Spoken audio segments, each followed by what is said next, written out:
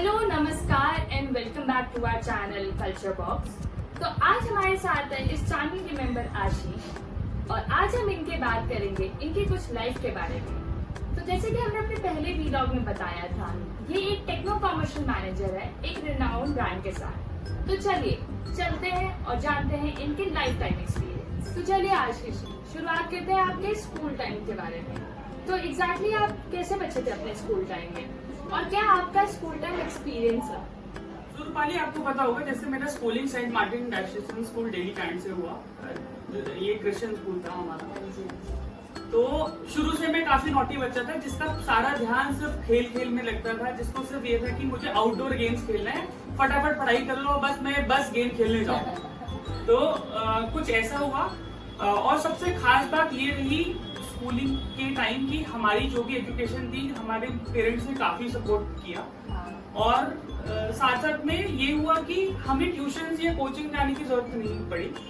तो हम लोग मैं काफी टाइम मैनेज कर लेता था कि अच्छा चलो ये 4 घंटे वाली चीज इसको 2 घंटे में या 3 घंटे में फटाफट पढ़ लो और फिर चलो गेम खेलने चलना है। अभी मुझे आज फुटबॉल खेलना है, कल खो खो खेलना है। और जो भी हमने आज मुझे आज भी वो याद है जब हम लोग हाइड एंड सीक खेलते थे।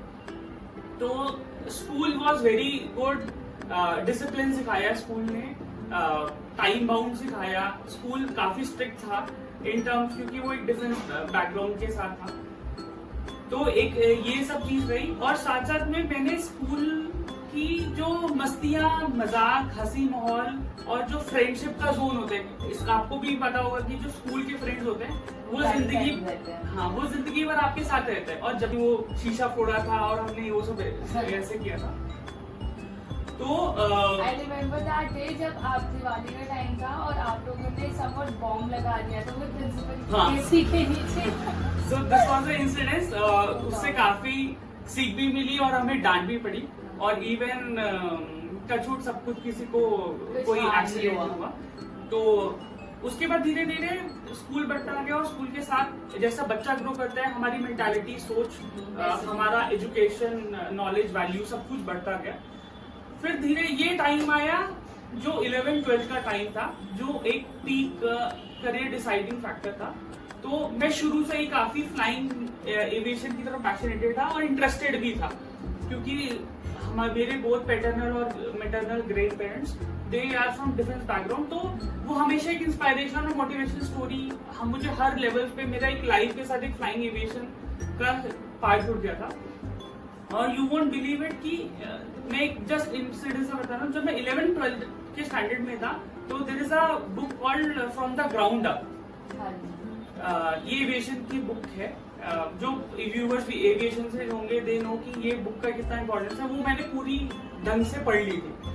तो थोड़ा सा मैं दोबारा आपको पीछे लेके जाता हूँ। 11th-12th का टाइम, 12th का पीक टाइम, जब हम लोग करियर डिसाइड करते हैं, जब हम पूरा फोकस करते हैं। मैंने पीसीएमबी चूज किया था हमारे 11th स्टैंडर्ड में, क्योंकि इतना वास्ट सब्जेक्ट। यस या पीपल सेज कि it is difficult, but I says कि अगर आपका इंटरेस्ट है और आप सही में पूरी शिद्दत से कोई भी चीज करोगे तो आपको आराम से मिलेगी।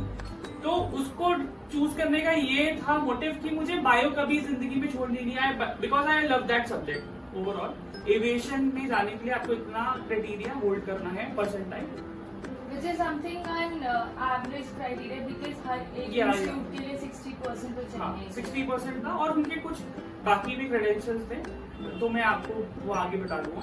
2010 ईयर की बात चल रही है, अप्रैल टू दिसंबर की बात चल रही है।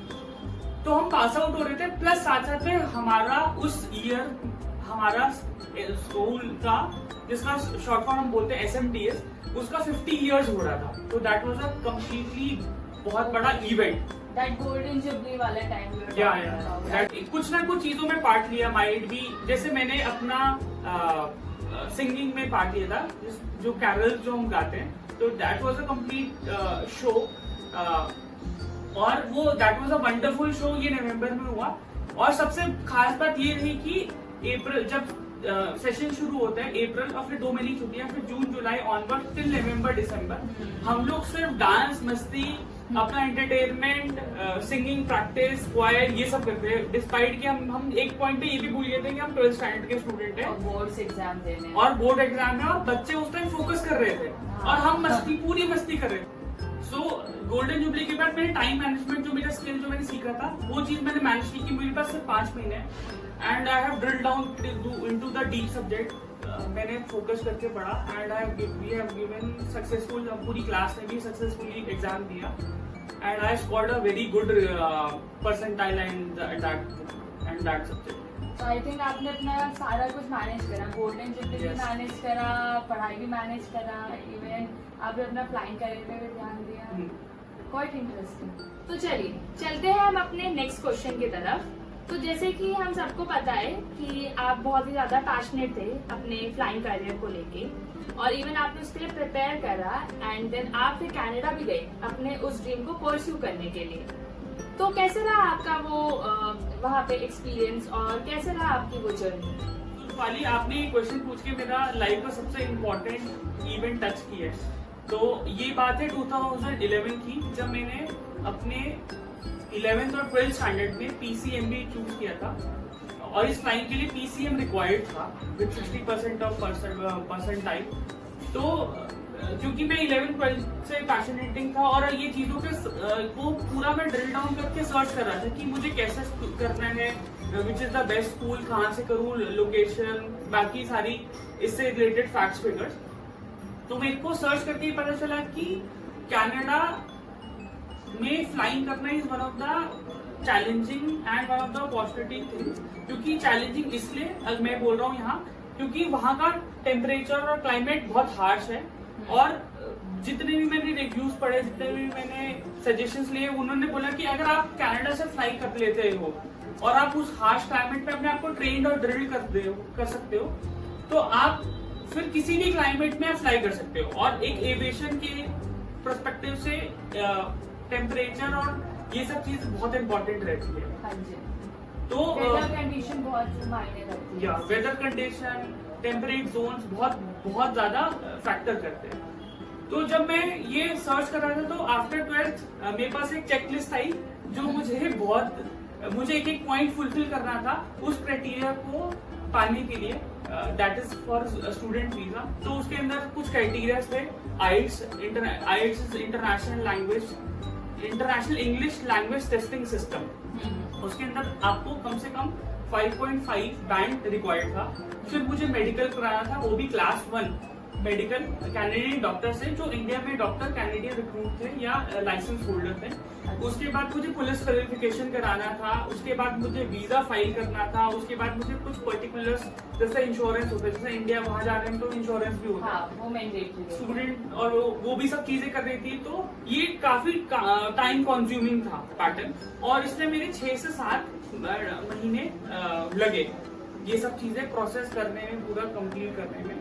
और धीरे धीरे जब मैं आगे बढ़ा, और वो भी दिन आया जिस दिन मैं अपनी फ्लाइट के लिए अपने घर से निकल रहा था, और मुझे आज भी वो पूरा सीन और सिनेरियो याद है। इवन यू एंड पूरी फैमिली और क्लोज रिलेटिव्स, दे वर, मतलब हम लोग बाहर बस खड़े हुए थे and you were all waving me. But उस टाइम में दो मिक्स इमोशन दोनों फील कर रहा था। एक वो इंजॉय जेस्चर, और कि हाँ मैं इतनी बड़ी जर्नी पे जा रहा हूँ, एक्साइटमेंट, क्योंकि मैं 19 साल का बच्चा था, और जो सिर्फ इतने बड़े वेंचर पे, आप यू कैन से कि एक स्टडी वेंचर पे, क्योंकि अभी मैं बहुत बार ट्रैवल की, लेकिन ये मेरा फर्स्ट टाइम स्टडी वेंचर पे एक्सपीरियंस था।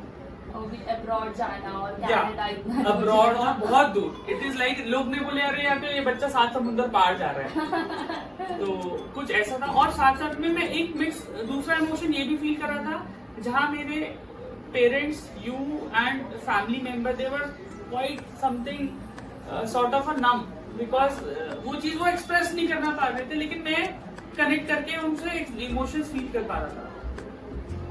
तो मैंने फ्लाइट पकड़ी एंड मैं पूरी 19-22 घंटे की फ्लाइट करके कनाडा पहुंचा, और जैसे ही मैंने स्टेप किया, थिंग्स वर कम्प्लीटली डिफरेंट। एक न्यू वर्ल्ड, कल्चर डिफरेंट, बहुत सारी चीजें। और फिर धीरे धीरे जैसे मैं वहां गई, पहले दिन मैं वहां गया मेरी प्रोफेसर जो मेरे को फ्लाइंग सिखाने वाली थी, वो मुझे वो एयरपोर्ट पे रिसीव करने आई। वो एक सैटरडे था, तो सैटरडे संडे कोई लोग बाहर अब्रॉड में काम नहीं करते, but on a special request she came.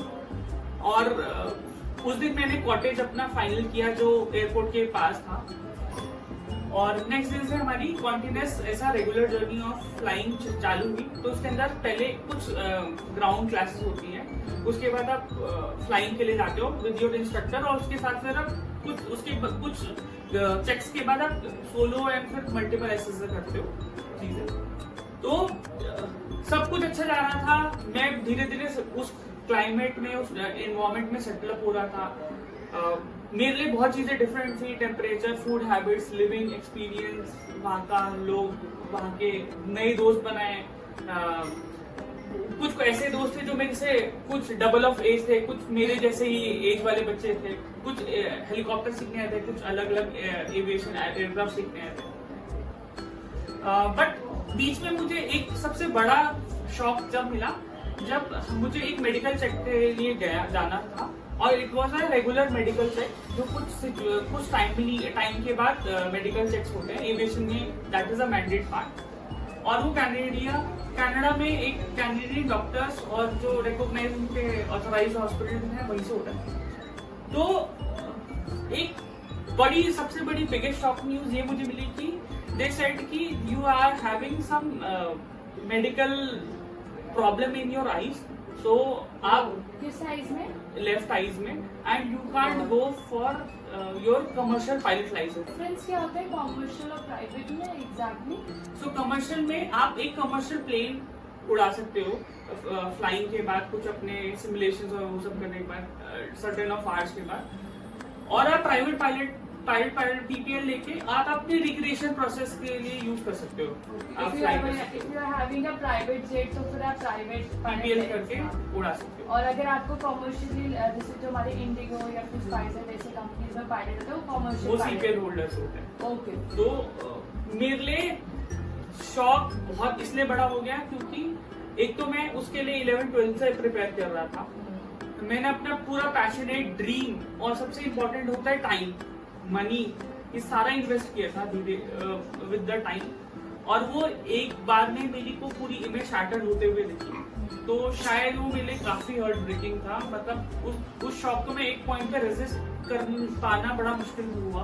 तो आशीष, जैसे कि आपने अपना बताया ये चीज की कैसे आपको इतना बड़ा शॉक लगा, क्योंकि आप इस पायलट की करियर के लिए आप पहले से बहुत ज्यादा पैशनेट थे। 11 से आपने बहुत ज्यादा ट्राई करा, बट सच में ये बहुत ही ज़्यादा बड़ा शॉक था, एंड इससे आप ओवरकम हो पाए, और देन आप बहुत सक्सेसफुली एक अच्छे टेक्नो कमर्शियल मैनेजर हो।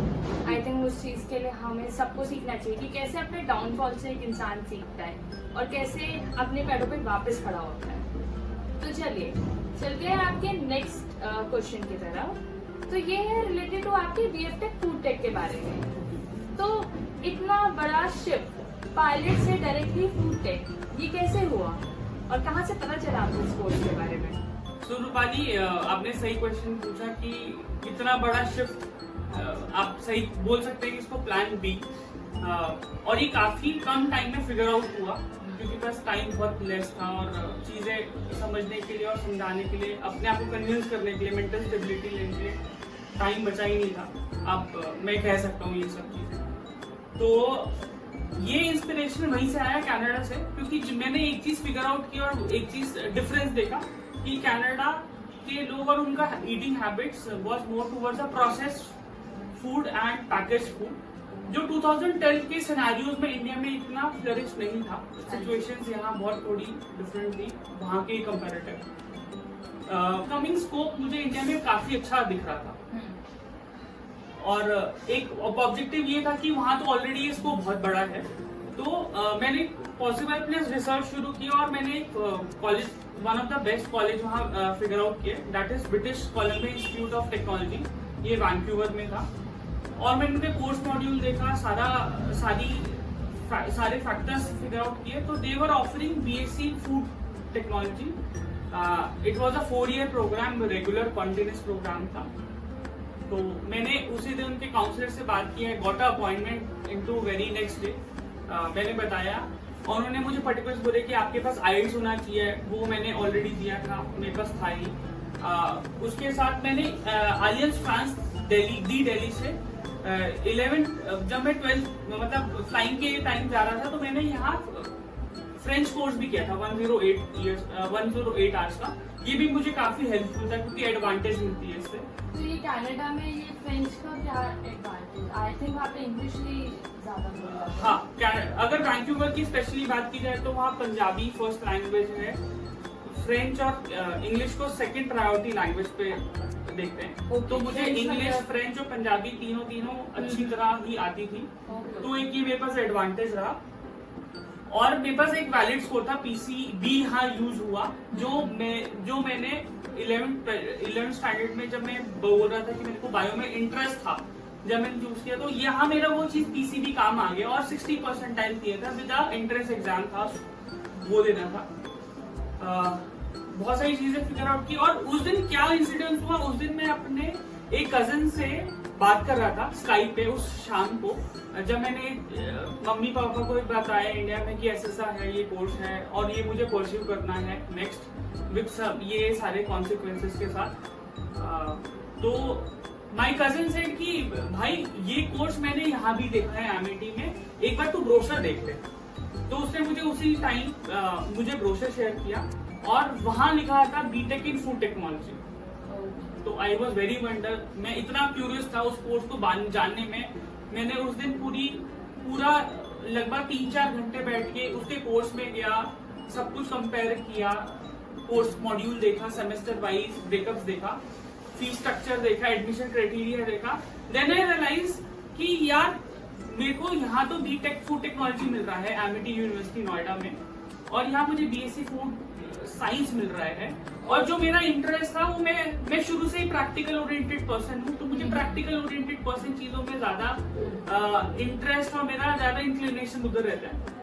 बट ये था कि क्योंकि मैंने ना ही AIEEE दिया था, ना ही मेरे को मेडिकल एग्जाम दिए, तो ऑन द व्हाट बेसिस की ये मेरे को एडमिशन लेंगे, क्योंकि इनमें वहां एडमिशन के 2 क्राइटेरिया थे, AIEEE के थ्रू और एक उनका एंट्रेंस एग्जाम था।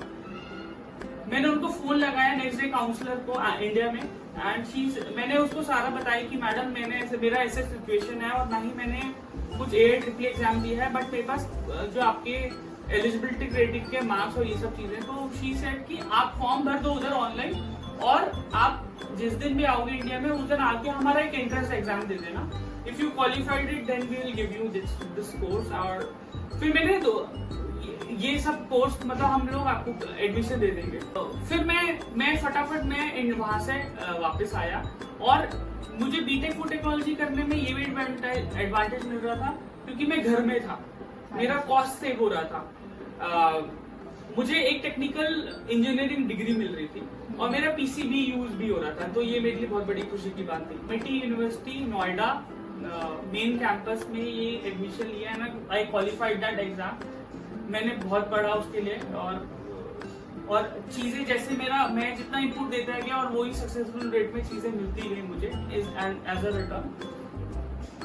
तो अगर मैं अपने 4 साल के कॉलेज के एक्सपीरियंस की बात बताऊं तो मैं आपको शॉर्ट बोल सकता हूं कि इवन व्यूअर्स के लिए कि आपका कॉलेज टाइम दुनिया का सबसे बढ़िया टाइम होता है और वंडरफुल टाइम होता है। चाहे आप किसी भी पीक सिचुएशंस पे आप कोई भी पोजीशन होल्ड करो, चाहे आप CEO बन लो, चाहे आप कोई भी मैनेजर्स, कुछ भी किसी आप डिफेंस फोर्स कहीं भी हो, सबसे बेस्ट टाइम होता है, क्योंकि वहां आप सबसे बड़ी चीज सीखते हो अपने आप को प्रोफेशनली बिल्डअप करना। जो स्कूल जो कॉलेज की सबसे खास बात है, आपको प्रोफेशनली साउंड करती है। वहां आप अलग अलग कल्चर के लोगों से मिलते हैं, जो हमारे चैनल का भी ऑब्जेक्टिव है, कल्चर बॉक्स। और एक और चीज खास बात थी मेरी यूनिवर्सिटी में, क्योंकि ये एमिटी यूनिवर्सिटी की मेन कैंपस था, तो यहाँ ग्लोबल के सारे बच्चे मतलब अक्रॉस वर्ल्ड बच्चे आए थे, तो ये मुझे सबसे बड़ा एडवांटेज मिला। मैंने बहुत अच्छे क्लोज फ्रेंड्स बनाए, जो आज भी हम भी प्रोफेशनली एंड पर्सनली अब तो बहुत सारे दोस्त स्कूल और इवन कॉलेज के ऐसे फैमिली मेंबर हो गए, you know many of them. ये शायद वो लोग आप देख भी रहोगे तो आपको भी तुम्हें भी लग रहा हो कि हाँ यार तुम्हारा दोस्त कुछ अच्छी बात तो बोल ही रहे तुम्हारे लिए। तो ऑल्दो कॉलेज में जो भी बात है, बट एट लास्ट फाइनली यहाँ पे एड्रेस कर रहे हैं। Yes, very good note all together. College में मैंने अपने बीटेक फूड टेक्नोलॉजी के साथ बहुत सारी इंटर्नशिप्स, सर्टिफिकेशंस, कॉन्फ्रेंसेस, वर्कशॉप्स किए, जो मुझे ऐसा लगता था कि मुझे वैल्यू एडिशन मिल रहा है, मेरे नॉलेज को एनहांस कर रहा है। फूड टेक्नोलॉजी से हम सामने से देखे, अगर मैं फूड टेक्नोलॉजी की बात करूं, हम जैसे सामने से देखते हैं वो सिर्फ टेक्निकल नहीं है, it is not a production, it is completely about technical aspects, packaging, quality, बहुत लीगल्स, ऑडिट्स, ये सब चीजें होती है। और मैं कह सकता हूँ, लेकिन लोगों के एक माइंड में है कि फूड टेक का मतलब more over related to production production और होता है। खाना बनाना and something related to it, but ये समथिंग आपकी बातों से सुन के लग रहा है कि बहुत डिफरेंट होता है, Yeah. Moreover to packaging processing. It is completely practical exposure course. तो कुछ ऐसा रहा। और बीटेक फूड टेक्नोलॉजी मैंने काफी 4 सेमेस्टर में 4 इयर्स और 8 सेमेस्टर में मैंने काफी अच्छा स्कोर किया। तो आशीष, जैसे आपने बताया आपकी कॉलेज लाइफ इतनी हैपनिंग रही, और डेली वाले तो होते ही वैसे दिल खुश होते हैं बस जो करते हैं दिल से करते हैं, दोस्ती भी दिल से करते हैं, तो आपकी लाइफ भी दिल से जीते हैं। तो आई एम श्योर आपने बंक वंक तो मारा ही होगा अपने कॉलेज लाइफ में। या डेफिनेटली रूपाली, हमने कुछ क्लासेस जो हमें बिल्कुल नहीं पसंद आ रही तो हमने बंक भी मारा। अच्छा। हमने सोशल इवेंट्स भी किए, हमने कॉलेज के फेस्ट भी अटेंड किए, हमने अपने हम बोलते हैं कॉलेज में ऐसा क्रेज होता है, ड्राइव पे दूर दूर भी गए, रिक्रिएशंस भी किए, हमने एक मिलिट्री ट्रेनिंग कैंप होता है एमटी में, हमने वो भी किया और वो भी काफी इंटरेस्टिंग था। तो मैं ये कहना चाहता हूँ कि यही सब चीजें होती है जो मेमोरी आपको देती है कॉलेज लाइफ के साथ साथ, क्योंकि पढ़ तो सभी हैं, बट ये जो मेमोरी कैरी करके रखते हैं, यही चीज आपको हमेशा कनेक्ट करती है अपने अंडर ग्रेजुएशन सब्जेक्ट यूनिवर्सिटी। हाँ, मतलब ऑब्वियसली बात है गाइस, आप अपना एकेडमिक्स तो अच्छा रखिए, अपना उस पर फोकस रखिए, but at the end of it ये जरूर ध्यान दीजिए कि एट द एंड आपके ये मेमोरीज ही होती है जो आपको अपने 4 इयर्स, जो आपके इतने इम्पोर्टेंट 4 इयर्स है, उसको आपको हमेशा रिवाइव रखिए आपके माइंड में। एंड आई थिंक वो भी एक मेमोरीज क्रिएट करना भी बहुत ज्यादा इम्पोर्टेंट होता है अपने बैचलर्स में। और मैं जस्ट एक पॉइंट ऐड करना चाहूंगा कि डोंट रिस्ट्रिक्ट योरसेल्फ, बिकॉज यही टाइम होता है जब अपने आप को पूरे सारे डायमेंशंस में ग्रो करते हो।